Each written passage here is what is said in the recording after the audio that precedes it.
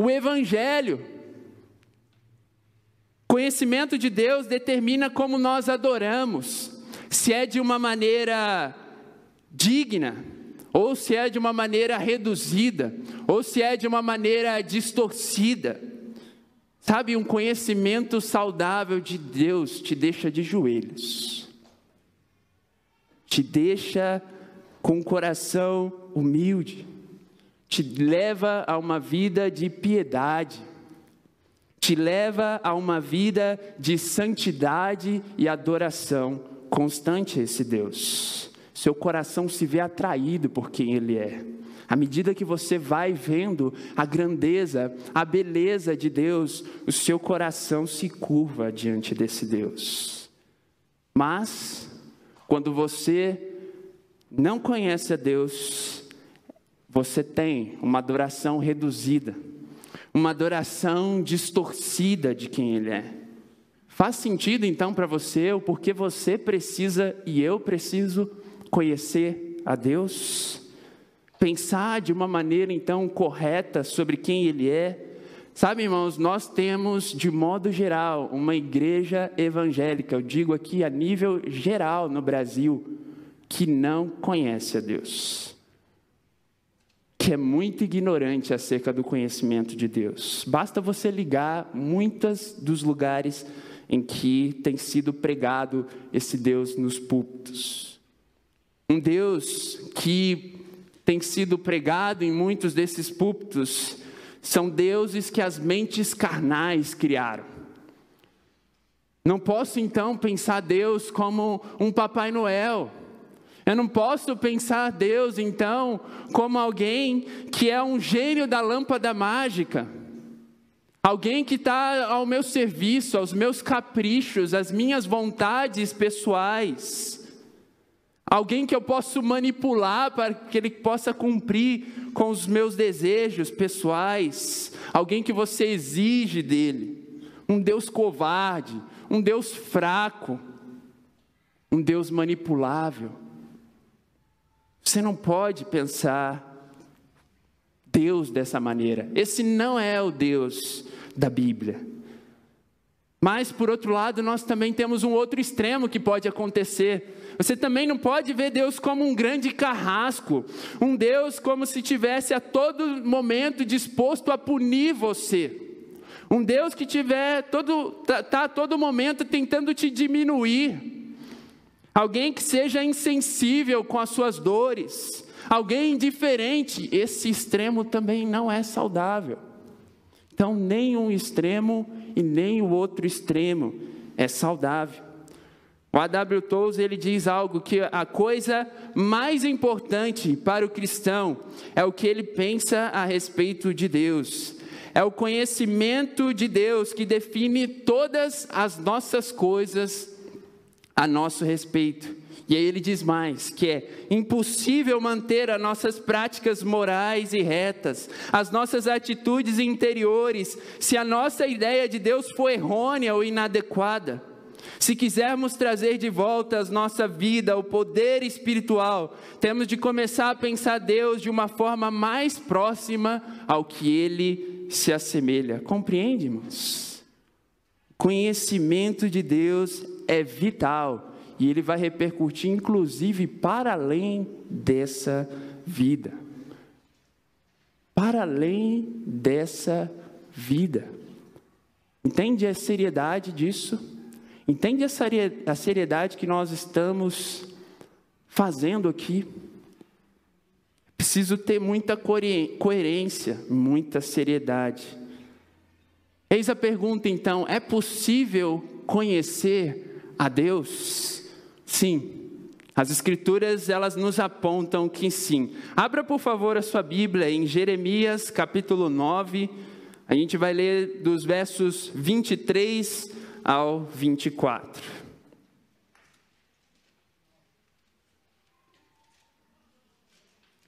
Jeremias capítulo 9,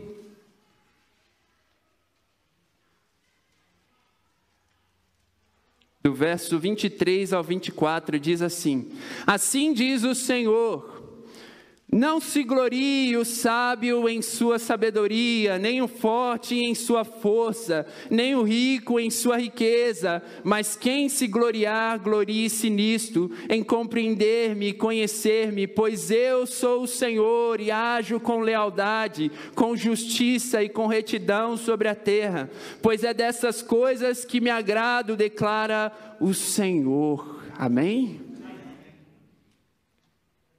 Existe um contexto aqui que Deus está trazendo para essa nação que é muito sério para o seu povo. Israel, ele tinha se aventurado, só para você entender um pouco do contexto, Israel tinha se aventurado a cultuar outros deuses, a olhar para outros deuses. E aí nesse capítulo nós temos Deus falando que, olha, vocês se recusaram a reconhecer o Senhor. Vocês se recusaram a reconhecer quem eu sou, quem verdadeiramente eu sou. Eles deveriam, irmãos, e é o que Deus diz por meio dessa passagem, vocês deveriam gloriar-se em conhecer-me. Vocês deveriam sentir alegria. Vocês deveriam sentir prazer, satisfação. É isso o sentido dessa palavra, gloriar-se. Vocês deveriam ter tudo isso, felicidade abundante por me conhecer. É isso. Vocês deveriam se sentir honrados. Vocês deveriam se sentir privilegiados por me conhecer. Sabe, não existe nada mais importante do que conhecermos a Deus. Não é sabedoria, força, nada disso se compara. Nada disso se compara com a alegria que nós temos de conhecer ao nosso Deus e compreender mais sobre quem Ele é. O próprio Jesus, só para citar em João capítulo 17, se você quiser anotar, ele diz o seguinte: esta é a vida eterna, que te conheçam, o único Deus verdadeiro e a Jesus Cristo a quem enviastes. Sabe, a beleza, então, que a Bíblia nos revela da eternidade se encontra no fato de que passaremos a eternidade conhecendo o nosso Deus, a começar aqui, se desdobrando durante toda a vida eterna. Não existe nada mais precioso do que isso. Então, irmãos, a eternidade, ela só é interessante porque nela nós caminharemos nos deleitando, nos maravilhando, nos descobrimentos contínuos de quem Deus é. Você entende isso? A eternidade só tem valor porque nós estaremos continuamente conhecendo o nosso Criador. E isso traz satisfação à nossa alma. Qual deveria ser, então, o objetivo mais importante da sua vida que está aqui nessa manhã? Que objetivo é mais importante do que esse? Buscar sabedoria do mundo? Ser um colecionador de diplomas? Constituir família? Buscar riquezas? Reconhecimento dos homens? O reconhecimento humano? Fama nas redes sociais? Será que é isso que é mais importante para a vida? Não, irmãos. Buscar conhecer a Deus, um conhecimento salvador e espiritual de Deus é a maior necessidade de toda a criatura humana. Maior necessidade de toda criatura. E aqui quero dar um ponto de atenção para a gente continuar. Como a gente respondeu essa pergunta, é possível sim conhecer a Deus, mas claro que a gente não vai conseguir compreender Deus em toda a sua extensão, em toda a sua magnitude, porque nós somos seres finitos, e o Deus que nós temos é um Deus infinito, muito superior a nós. Por conta das nossas limitações, nós temos algumas dificuldades, mas é possível conhecer algo da parte de Deus e algo que Ele nos revela acerca dele mesmo. Olha para você ver quanto Deus que você serve, se você não serve, o Deus que você deveria estar servindo, Ele é tão infinito. Salmo 145.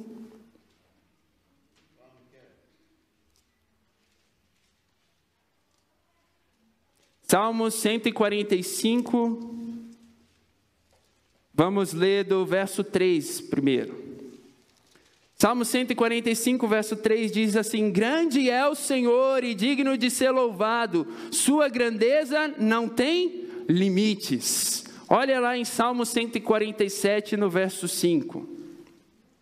Salmo 147, verso 5 diz o seguinte: grande é o nosso soberano e tremendo é o seu poder, é impossível medir o seu entendimento.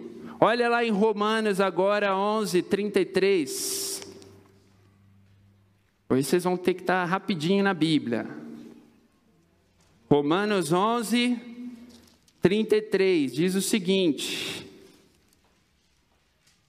ó profundidade da riqueza, da sabedoria e do conhecimento de Deus, quão insondáveis são seus juízos e inescrutáveis os seus caminhos. Olha que incrível, nós temos um Deus que não tem limites. Ele é incrível, seu poder é infinito, seus atributos eles são infinitos. Então, se você acha que a gente vai conseguir condensar Deus aqui, nós não vamos conseguir. Esse Deus ele é infinito, tem tantas coisas grandiosas acerca de quem Ele é, mas nós queremos compreender aquilo que Ele, na sua infinita bondade, nos permite fazer e tornar conhecido. Então, você que quer colocar Deus em um laboratório, desculpa, você não vai conseguir fazer isso, você não vai. Deus não é algo que você pode colocar num laboratório, que você pode fazer uma investigação empírica para conhecer Ele. Deus, Ele só se torna conhecido quando nos revelado pelo Espírito Santo de Deus através da sua palavra. A Bíblia, então, irmãos, é um meio especial de Deus, em que Deus decidiu se revelar a nós, em que Deus decidiu se descortinar a nós, falar: filho, agora você pode me conhecer, porque eu tornei possível o seu conhecimento. Deus decidiu se descortinar, Deus decidiu revelar os seus atributos a nós. Entretanto, então, isso deve nos encantar, porque sempre há algo mais que nós podemos conhecer sobre Deus. Então, se você chegou já com prepotência do tipo: eu conheço a Deus em toda a extensão, calma lá, sempre há o que nós aprendermos mais sobre Deus, amém? Você cristão que está aqui, talvez você está há 40 anos e olha para a situação e fala assim: eu já conheço aqui, eu já conheço a Deus, eu já tenho ideia de quem é Ele. Calma lá, por favor, olha para as Escrituras, olha para o Deus que você serve. Ele é gigante, Ele é imenso. Além então da nossa limitação intelectual, a gente tem uma dificuldade de compreender completamente a Deus como Ele é, devido também ao pecado. Esse é um outro problema. Além da nossa limitação racional, para a gente compreender um Deus infinito, a gente ainda tem o problema do pecado em nossa vida. O homem decaído, ele não é espiritual, ele é carnal, como nós bem sabemos. Então a gente vê pessoas cada vez mais, e nós temos uma natureza humana assim, que busca novas maneiras de se distanciar por vezes de quem Deus é. E aí é que a gente observa que no mundo, de fato, devido à queda, devido ao pecado, não há conhecimento de Deus no mundo. Tudo que se fala, tudo que se produz para fora da espiritualidade é algo distorcido acerca de quem Deus é. Então, por isso que acontece, essa é uma dos desdobramentos do pecado. O pecado, ele traz em nós uma falsa sensação de conhecermos a Deus. E isso é tão ruim mesmo, porque tem pessoas que acabam por definir Deus muitas vezes de maneira que Ele não é, por conta do pecado, como nós falamos. E aí então vem as definições: Deus é um Deus injusto, Deus é um Deus incoerente, Deus é um Deus instável, Deus é um Deus insensível, e assim por diante. As pessoas assim o fazem por completa ignorância e por envolvimento com o pecado. Então, a menos que todos nós, você, eu, passemos por um novo nascimento, de ter Deus resgatando a gente das trevas e nos trazendo para a sua maravilhosa luz, a menos que aconteça essa mudança espiritual, nós não seremos capazes de sequer ver ou entender as coisas de Deus. A gente não vai. Não espere que o mundo lá fora compreenda, descreva Deus de uma forma exatamente como Ele é, porque não vai acontecer. Não espere isso. É preciso uma transformação. Olha o que diz em 1 Coríntios 2, verso 14. Estão comigo, irmãos? 1 Coríntios 12, verso 14. Falei que vocês iam ter que estar rápido, porque a gente tem bastante escrituras. 1 Coríntios 12, 14 diz assim, ó: quem não tem o Espírito, não aceita as coisas que vêm do Espírito de Deus, pois lhe são loucura, e não é capaz de entendê-las, porque elas são discernidas espiritualmente. E uma próxima escritura fica em 2 Coríntios 4, 6, para a gente entender essa questão da importância de passar por uma transformação espiritual para discernir quem é Deus. 2 Coríntios 4, 6.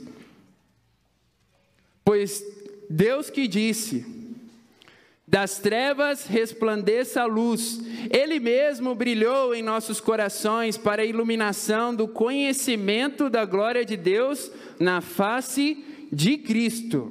Olha que incrível, então, é necessário, como nós falamos, nas Escrituras a gente observa isso, que o Espírito Santo brilhe em nossos corações, não no nosso intelecto, mas no nosso coração, para que a gente possa conhecer, ter o conhecimento da glória de Deus na face do seu Filho.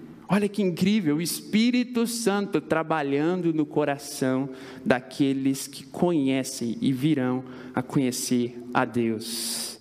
Sabe, então, existem muitas pessoas que passam anos e anos dentro de uma igreja, mas sequer conhecem a Deus. Anos e anos. Precisamos então mais do que um conhecimento teórico de Deus. Talvez você tenha preposições sobre Deus, definições excelentes, melhores do que o pregador aqui. Mas isso não define que você conhece a Deus. Nós só de fato podemos dizer que conhecemos a Deus quando o nosso coração e a nossa alma está rendida a Ele. Quando nós estamos nos submetendo à sua santa vontade, nós caminhamos de acordo com a sua vontade. Isso também revela muito. É mais do que um entendimento conceitual sobre quem Ele é. Jovens, então, não é porque você frequenta a igreja, porque você vem com seus pais desde pequeno, que você conhece a Deus. Não é. Não é. Não é porque você viu um vídeo na internet, não é porque você viu algumas aulas sobre Deus que você pode dizer que você conhece a Deus. Reflita, pense, você conhece a Deus? Muito tempo da minha vida, irmãos, eu passei acreditando, e eu já compartilhei isso aqui em alguns momentos, que porque meus pais eram cristãos, eu tinha uma relação profunda com Deus, que inclusive eu iria até para os céus, de tabela, né? Porque eles eram cristãos e aí eu iria me aproveitar disso. Irmãos, que ignorância. Deus foi revelando o quanto eu não conhecia Ele. A sua palavra foi cortando o meu coração, e à medida que eu fui entendendo mais da sua mensagem, pela sua graça e pela sua misericórdia, pelo Espírito Santo que brilhou no meu coração, que eu fui compreendendo um pouco mais sobre isso, e aí eu fui vendo que eu só conhecia Deus teoricamente. Sabia dar uma aula, se você quisesse, sobre quem era Deus, mas a minha vida não refletia isso.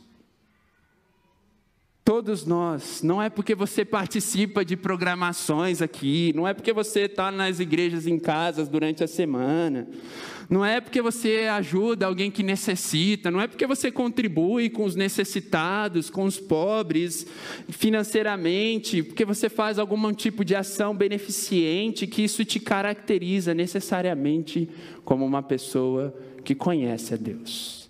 Eu acredito, claro, que essas coisas são importantes, mas elas não definem se você de fato conhece ou não a Deus.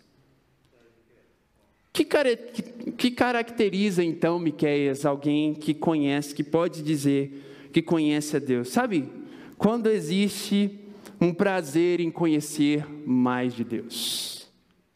Quando existe um prazer tão grande de se conhecer a Deus, e aí a partir disso, à medida que você vai conhecendo a Deus, os seus atos de obediência, todas as suas ações são um resultado do seu encantamento de quem é Deus, desse Deus que você serve.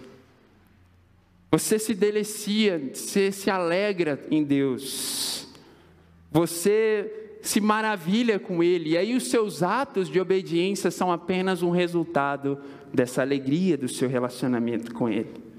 Você anseia então cada vez mais conhecer a Deus? Você é alguém que busca conhecer mais a Deus, e à medida que você vai conhecendo, o seu coração ele vibra de alegria? Você é alguém que consegue perceber que essa alegria tem gerado no seu coração um desejo de ter ações no mundo, de cuidar sim dos necessitados, de amar sim a sua igreja, de servir sim a sua igreja em casa, mas entendendo porque isso como um motivo maior, porque você ama o seu Criador e você tem prazer em glorificá-lo e honrá-lo. Você é alguém assim? Então vamos começar a definir agora um pouco mais sobre esse atributo que nós falamos da autossuficiência de Deus. Mas para isso eu quero definir certamente com vocês o que é os atributos de Deus, se a essa altura ainda você não conseguiu pegar a ideia.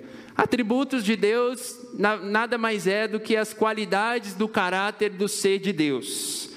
Os atributos, existem várias categorias, mas as que mais são usadas, geralmente em muitos livros, são de atributos, essa separação entre atributos comunicáveis de Deus e atributos incomunicáveis.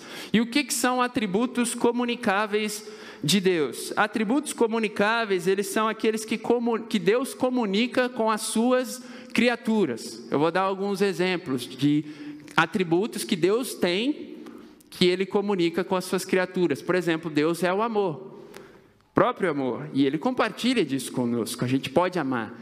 Ele é a própria justiça, e Ele compartilha disso conosco, nós podemos exercer justiça. E existem atributos incomunicáveis, que só Deus possui e ninguém mais possui esse atributo. São atributos então que fazem de Deus ser o único, faz de Deus ser exclusivo. E alguns desses atributos, para você entender: onipotência, onisciência, onipresença, eternidade. Então esses são atributos que somente Deus tem e que nós não temos, ok? Hoje nós falaremos de um atributo incomunicável, que é o da autossuficiência de Deus. Aí abre a sua Bíblia lá em Gênesis capítulo 1, do verso 1.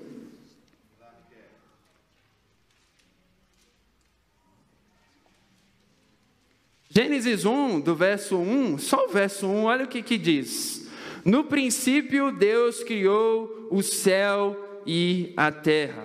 Então o que nós temos aqui? No princípio Deus. Então tem um dado momento da realidade, se é que a gente pode chamar de tempo, né? Em que Deus, na unidade da sua natureza, habitava só. Deus, então, em um dado momento, Ele habitava só, mas ainda assim subsistindo em 3 pessoas divinas. Então, não existia terra, não existia anjos, não existia universo, ou seja, durante toda a eternidade passada, Deus estava completamente só. Só que Ele estava só, satisfeito em si mesmo. Ele estava só, não necessitando de absolutamente nada. Absolutamente nada. Embora não seja o nosso foco, eu acredito que a gente precisa compreender um pouco dessa caracterização de Deus como um Deus trino, pois isso diz muito desse atributo que nós estamos estudando, que é o atributo da autossuficiência de Deus. Tem um teólogo, o Wayne Grudem, que ele fala assim, Deus existe eternamente como 3 pessoas, Pai, Filho e Espírito Santo. Cada uma delas é plenamente Deus e existe um só Deus. Vou repetir. Deus existe eternamente como 3 pessoas, Pai, Filho e Espírito, e cada uma delas é plenamente Deus e existe um só Deus. Esse não é um conceito simples. O Lutero mesmo já dizia que nossas leis matemáticas, as nossas leis físicas e lógicas não conseguem compreender em perfeição o que é esse Deus trino. Porque todas essas lógicas, essa maneira de pensar não se aplica ao nosso Deus. De qualquer modo, irmãos, a gente não pode negar a realidade da Bíblia, que se mostra Deus como um Deus tanto no Antigo Testamento como no Novo Testamento, mostrando de uma forma muito singular, ou seja, se mostrando como um só, subsistindo em 3 pessoas divinas, envolvendo então mais de uma pessoa.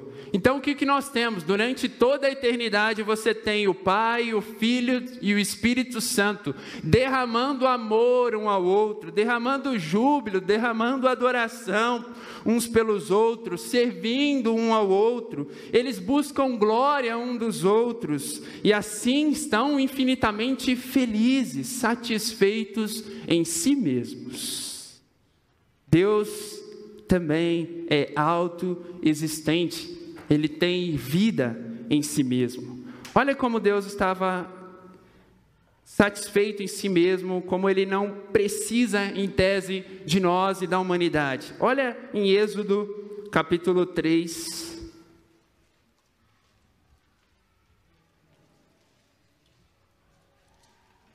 Êxodo, capítulo 3. Do verso 13 ao 14,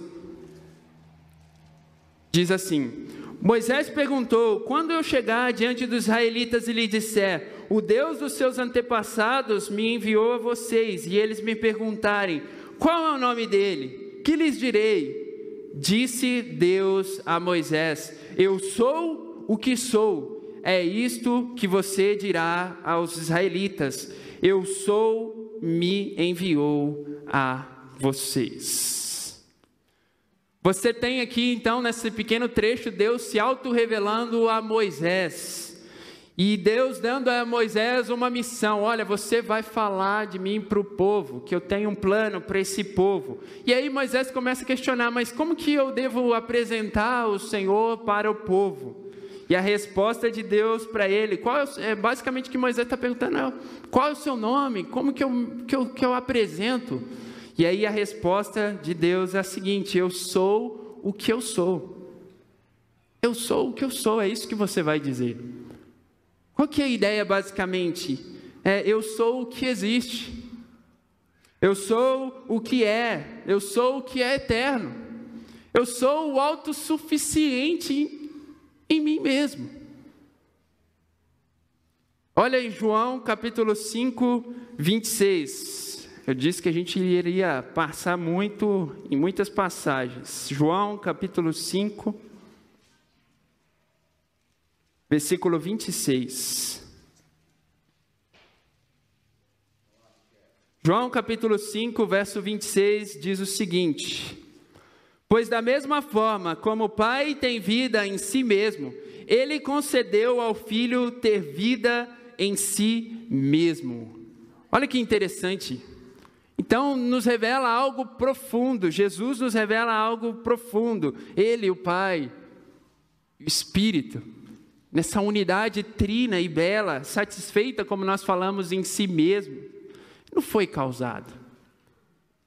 Ele não foi criado, não tem uma origem, é o que é. Ele tem vida em si mesmo, é o que Jesus fala, não precisa de nada, absolutamente nada, não precisa de ninguém para continuar existindo. Ele não precisou de uma causa como nós, seres humanos, nós precisamos de uma causa. Ele não, ele é o que ele é. Ele é o autor da vida, então. Ele é o que mantém todas as coisas. Ele é aquele que existe eternamente satisfeito em si mesmo e pode continuar existindo independentemente de toda a criação, independente de toda a criatura. O ponto central aqui que eu quero trazer para nós é que Deus então não criou o universo, Deus não criou a terra, Deus não criou os anjos, a humanidade de forma geral por sentir alguma falta em si mesmo, alguma necessidade. Olha, eu estou tão sozinho aqui. Não, Deus ele criou de um outro modo, satisfeito em si mesmo. Ele inicia, como a gente vai ver, a criação. Por que isso é tão importante? Porque se a gente sugerir de algum modo que Deus estava só, solitário ali, no sentido de se sentir sozinho, incompleto, e aí que precisava então, isso primeiro já seria um grande absurdo e uma grande mentira. Mas isso é tão importante para que a gente possa entender o quanto o nosso Deus é infinitamente superior a nós. Amém? Deus é infinitamente superior, infinitamente satisfeito em si mesmo. A criação é um resultado, então, da sua plenitude, do transbordar da sua alegria. Não foi por alguma necessidade, não foi por alguma falta. Ele, transbordante em alegria, ele decide iniciar o mundo e estender a nós a dádiva que é a criação. Deus sempre então, irmãos, esteve plenamente realizado em si mesmo na pessoa da Trindade. Ele é absolutamente livre, ele não é dependente de ninguém. A sua existência, a sua felicidade não depende de ninguém mesmo, além dele mesmo. Ele é o único que é verdadeiro, autoexistente, então, autossustentador, autossuficiente, independente e livre. Porque então ele cria essas coisas, como Efésios 1:11, ele já fala que tudo foi feito segundo o propósito da sua vontade. De novo, não foi por deficiência de quem Deus é. Então Deus vem à tona com a sua criação, expondo toda a alegria que reverbera nessa união trina. A plenitude tão grande que Deus, a alegria tão grande nessa relação que Deus decidiu compartilhar dessa alegria conosco.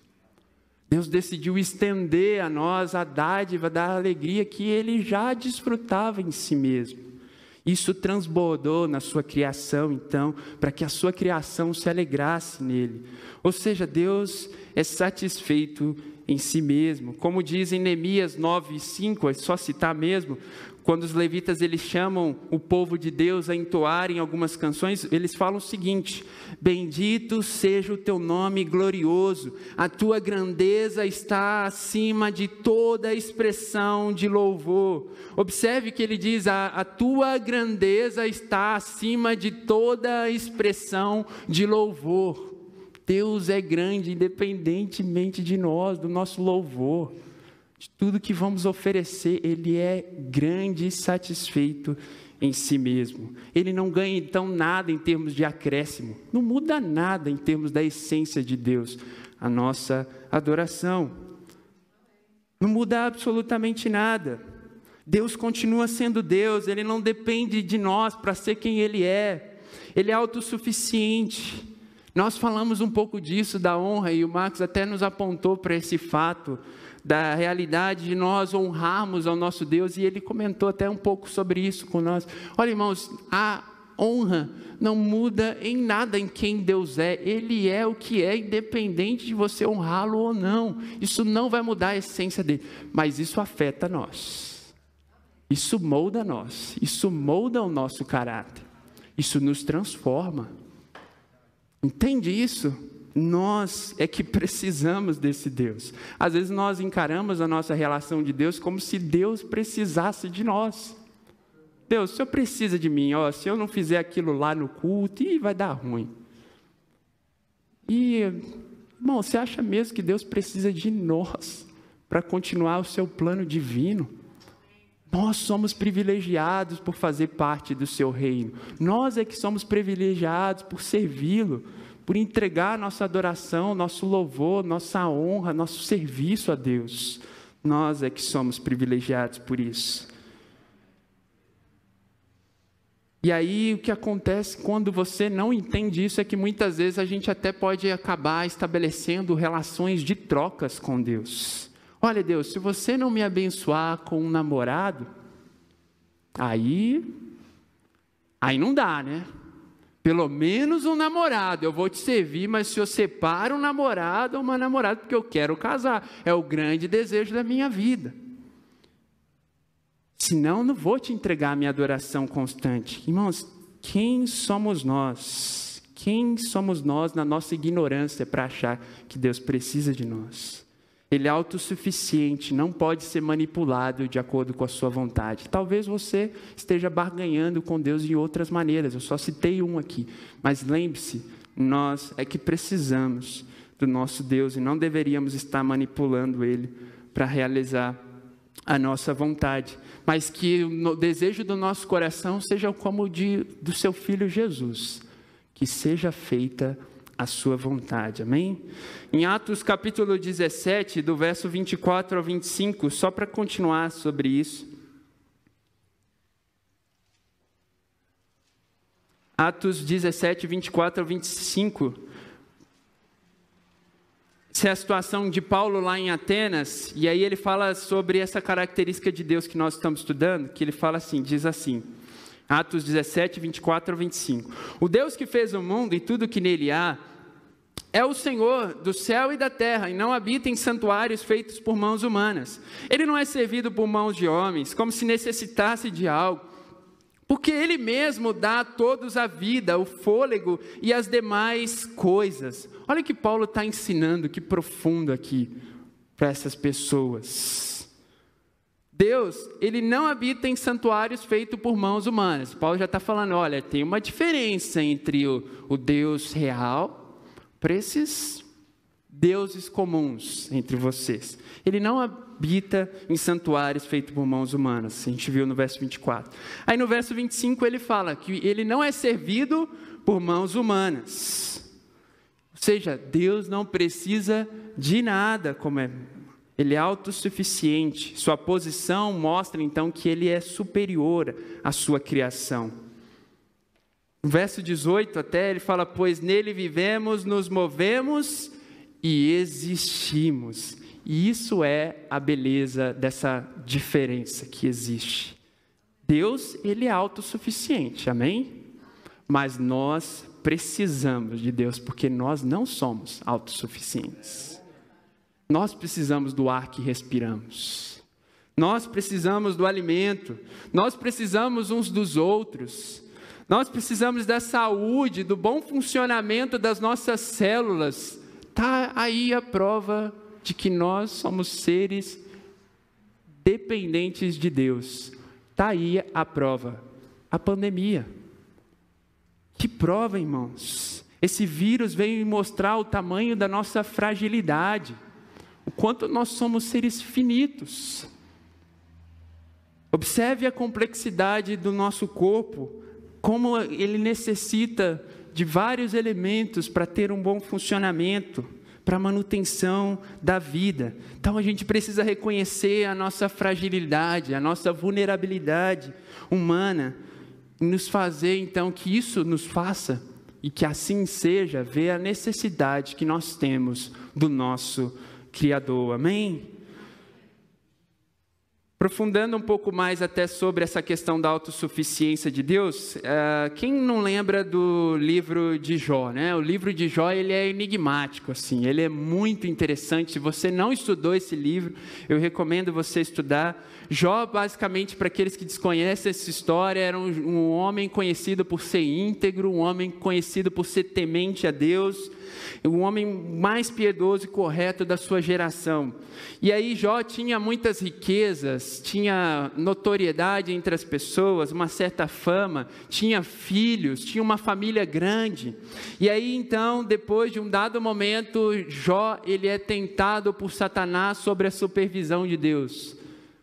E aí o que é que acontece nessa história? Jó perde seus gados, perde as suas riquezas, mas depois ele perde os seus filhos. E aí de novo Satanás pede autorização para Deus, para tentar Jó. Deus concede, porque Deus transforma aquilo em bênção, mas concede para que ele pudesse então seguir adiante. Jó é ferido, Jó sofre doença. E aí o que acontece depois? A mulher de Jó, você vê, fala, amaldiçoa esse Deus aí, cara, e morre. E ele fala, não vou amaldiçoar, ele permanece fiel. Aí depois de uns 7 dias mais ou menos, ali os amigos dele visitando Jó, ele fica em silêncio. E aí depois começa um diálogo de questionamentos, de conversas, de debate, de tentar entender o que está acontecendo. Deus, porque eu estou sofrendo, eu não estou entendendo o que está acontecendo. E os debates se vão. E aí então, eis que um momento decide Deus falar. Por meio lá de uma tempestade, de um redemoinho, Deus decide falar com Jó. Irmãos, a primeira vez que eu vi essa escritura, eu falei assim, Deus vai explicar para Jó tudo o que aconteceu. Não é possível, né? Deus vai parar e falar assim, Jó, deixa eu te falar assim, meu filhinho, sabe o que aconteceu? É porque isso. Mas não foi o que aconteceu. Quem se lembra da história sabe que não foi assim que aconteceu. Jó, levantando indagações em relação a Deus, Deus começa a falar com ele e começa a lançar sobre ele várias e várias perguntas retóricas. Várias perguntas, para mostrar também a diferença entre ambos. E Jó, ele acaba percebendo até mesmo a sua própria ignorância. Olha lá em Jó 38, do 4 ao 5, só por questão de tempo eu já vou ler. Mas se você quiser anotar, Jó 38, do 4 ao 5, fala assim, onde você estava quando lancei os alicerces da terra? Isso é Deus falando para Jó. Imagina você num diálogo agora, Deus vai me explicar e Deus começa assim o diálogo. Onde você estava quando lancei os alicerces da terra? Responda-me, se é que você sabe tanto. Quem marcou os limites das suas dimensões? Vai ver que você sabe. E quem estendeu sobre ela a linha de medir? E as suas bases sobre os que foram postas? E quem colocou a sua pedra de esquina, enquanto as estrelas matutinas juntas cantavam e todos os anjos se regozijavam? Deus, então, aqui, irmãos, começa com uma série de perguntas, um monte de perguntas, umas 70 perguntas retóricas ali, mostrando para Jó a diferença que havia entre Deus e Jó. E uma das perguntas que Deus faz, está lá no capítulo 41 do verso 11, que ele fala assim, quem primeiro, e aqui está muito ligado esse atributo que a gente está estudando, quem primeiro me deu alguma coisa que eu lhe deva pagar? Tudo o que há debaixo dos céus me pertence, Jó. Quem me deu alguma coisa que eu preciso devolver? Tudo me pertence. Deus está então aqui mostrando a Jó que ele detém tudo. Deus está mostrando a Jó que ele não deve nada a absolutamente ninguém. Tudo o que nós oferecemos, então, deriva dele mesmo, de quem ele é. Então, quando nós doamos algo para alguém, quando nós contribuímos com as nossas ofertas, com o nosso serviço, tudo que oferecemos é dele. Deus não precisa, então, do nosso dinheiro, do nosso esforço, do seu amor, da sua honra para continuar sendo Deus. Ele vai continuar sendo Deus. Ele é quem é, irmãos, independentemente de quem nós somos, ele é o que é. E nós é que precisamos dele. Deus não precisa da nossa adoração, como nós já falamos, para nos sentir mais amados. Ele não precisa da nossa ajuda com nada. Mas sabe o que é mais precioso? Que por sua graça e pela sua misericórdia, Ele nos convida a participar da sua criação. Isso é que é tão belo, irmãos. Não é porque Ele precisava de nós no sentido da essência, mas Ele nos convida com a sua graça, com o seu amor e fala assim, ó, filho, esse privilégio, eu vou te dar essa honra. Ele permite então que a gente participe de um avanço do seu plano eterno, para ser bênção também a outras pessoas. Olha que incrível isso. E é isso que Jó percebe, ó. Depois em Jó 42, do 1 ao 6, então Jó percebeu isso que a gente diz e respondeu ao Senhor, em Jó 42, do 1 ao 6. Sei que podes fazer, Senhor, todas as coisas, nenhum dos teus planos pode ser frustrado. Tu perguntaste, quem é esse que obscurece o meu conselho sem conhecimento? Certo é que falei essas coisas que eu não entendia, coisas maravilhosas que eu não poderia saber. Tu dissestes, agora escute e eu falarei, eu vou lhe fazer perguntas e você me responderá.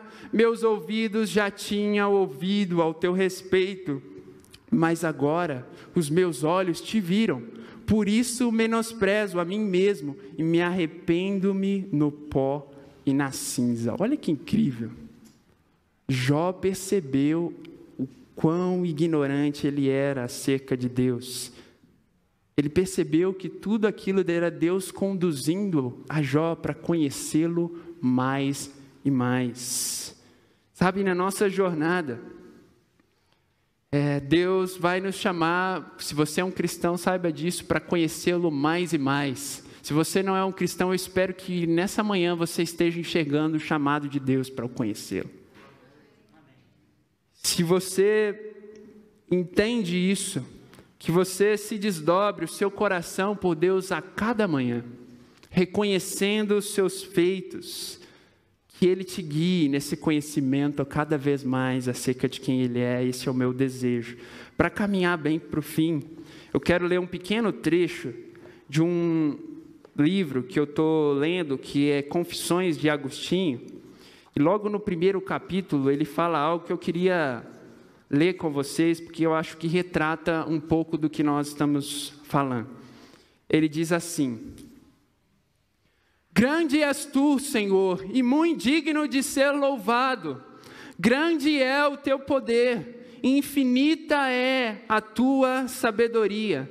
A ti louva o homem, homem este que nada é além de uma partícula da tua criação, que carrega sobre si sua mortalidade, prova do próprio pecado e de que tu resistes aos orgulhosos. Contudo, o homem louva a ti, homem este que nada é além de uma partícula da tua criação. Tu nos despertas a deleitarmos-nos em teu louvor, porque tu nos fizestes para si mesmo, e o nosso coração está inquieto até que repouse em ti. Concede-me, Senhor, que eu saiba e compreenda qual deve ser primeiro, invocar-te ou louvar-te, e ainda conhecer-te ou invocar-te, pois quem poderá invocar-te sem antes conhecer-te? Pois aquele que não conhece a ti pode invocar a outro que não seja o Senhor. Será melhor então que ao invocar-te conheçamos a ti. Mas como invocarão aquele em quem não creram? Ou como crerão se que não ouçam a um pregador? Aqueles que buscam ao Senhor hão de louvá-lo, pois aqueles que o buscam hão de encontrá-lo, e aqueles que o encontrarem hão de louvá-lo. Buscarei a ti, Senhor, invocando-te, e invocarei a ti, crendo em ti, pois a nós tu fostes pregado. Minha fé, Senhor, a qual deste a mim, e com a qual tu inspiraste-me, há de invocar-te a ti, por meio da encarnação do teu Filho e do ministério do pregador. Amém? Quero destacar, irmãos, essas duas frases que eu achei tão bela de Agostinho, retratando como Deus o alcançou. Ele fala assim: tu nos fizestes para si mesmo, e o nosso coração está inquieto, enquanto não repousa em ti. Nosso coração está inquieto, fica inquieto. E no final, nesse trecho, ele fala: aqueles que buscam o Senhor hão de louvá-lo, amém? pois aqueles que o buscam hão de encontrá-lo, e aqueles que encontraram hão de louvá-lo, porque esse Deus que nós servimos é imenso, é gigantesco. Deus não é frustrado, Ele é profundamente feliz, mas nós podemos se alegrar com a sua própria alegria. Deus, satisfeito em si mesmo, nos chama a satisfazer-se agora nele. Qual deve ser nossa resposta, então, irmãos, diante dessa realidade da autossuficiência de Deus? Eu espero que, se você é um não cristão e desconhece do que eu falei aqui, você desperte o desejo, como eu falei, de conhecer mais a Deus, se aprofundar em estudos bíblicos. Temos pessoas que estão muito dispostas a estudar a Bíblia com você. Se você assim desejar, por favor, reconheça esse chamado de Deus. Que a palavra de Deus é a revelação especial de Deus, então aprofunde por meio da sua palavra. Se você é um cristão, eu espero que isso tenha sido apenas um pequeno estímulo para que você continue na sua semana, diariamente, apreciando quem Deus é, vendo quão incomparável é o Deus que você serve, lendo constantemente a sua Bíblia, orando, se alegrando nesse Deus e se deliciando. E por fim, eu queria dar um último conselho. Talvez você, como cristão, está há anos aqui e você talvez perdeu o interesse de conhecer a Deus. Talvez você não lê mais a sua Bíblia, talvez você não ora mais como antes, talvez você orava e se dedicava.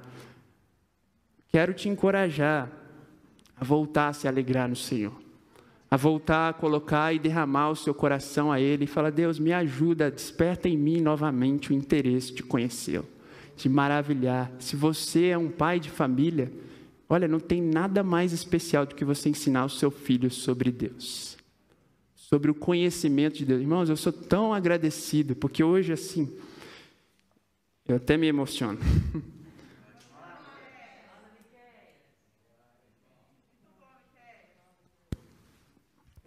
Hoje, assim, eu só posso estar aqui hoje pregando, porque primeiramente por Deus, mas eu sei porque Deus levantou os meus pais. Pais que estavam dispostos a ensinar os seus filhos. É triste ver quando eu vejo pais que dão tanto valor para tantas coisas e se esquecem da coisa que é mais preciosa, que é ensinar os seus filhos sobre quem Deus é. Que esse seja o seu desejo, Pai, que seu trabalho, qualquer outra coisa externa não seja mais importante do que Deus, que a sua família, que a família espiritual. Amém? Esse é o meu desejo, minha oração, e espero que a gente se encante cada vez mais com o nosso Deus. Amém? Oremos. Senhor Deus, como é precioso poder estar aqui, Deus, compartilhando a sua mensagem. Eu me sinto tão privilegiado, tão honrado.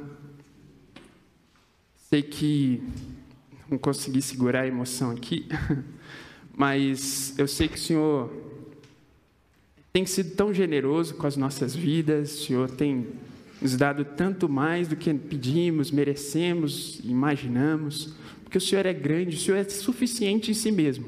O Senhor poderia simplesmente ignorar nós. O Senhor poderia fazer tudo de acordo com a sua vontade, sem pensar sequer em nós. Mas o Senhor não é assim, Pai. O Senhor é autossuficiente, como nós vamos conhecer. Tem tantos outros atributos que o acompanham, Pai, como o amor, como a misericórdia, Pai, Pai, tantos outros atributos que nos fazem, Pai, ver que o Senhor nos convida a participar desse processo com o Senhor. Então, muito obrigado, Deus, por essa manhã. Obrigado pela mensagem que o Senhor conduziu. Que nossa igreja possa amá-lo, Senhor, Deus, que possa ver que não existe nada mais importante que conhecer o Senhor e louvá-lo. Que o nosso coração se delicie em quem o Senhor é a cada manhã, Deus, a cada dia, para a tua honra e para a tua glória. Oro a ti em nome do teu Filho Jesus e te agradeço por ele. Amém. Obrigado, irmãos.